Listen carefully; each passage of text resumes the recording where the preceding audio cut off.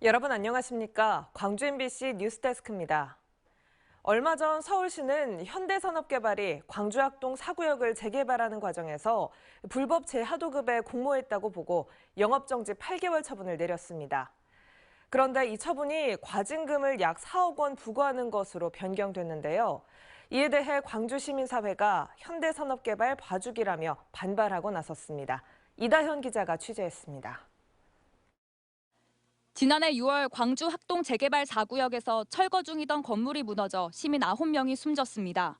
국토교통부는 학동 붕괴 참사의 책임으로 시공사 HDC 현대산업개발에 행정처분을 하라고 서울시에 요청했습니다.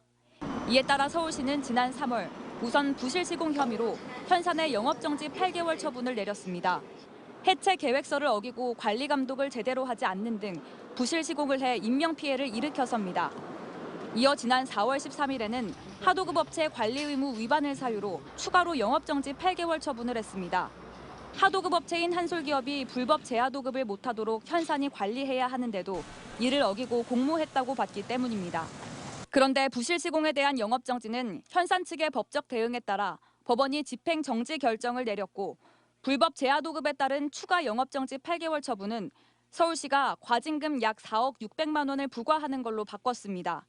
서울시는 현산 측이 영업정지를 과징금 부과 처분으로 변경해달라고 요청한 것에 따른 조치라고 설명했습니다.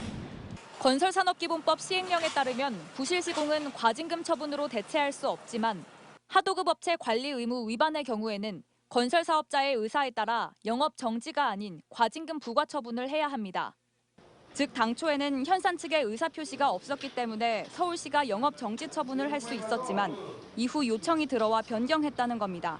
국토 쪽에서 그 시행령으로 정해놓은 거거든요. 저희가 그거를 선택할 여지가 없잖아요. 기소이기 때문에. 시행령에 따른 조치였다지만 행정처분 수위가 낮아졌다는 비판이 나옵니다.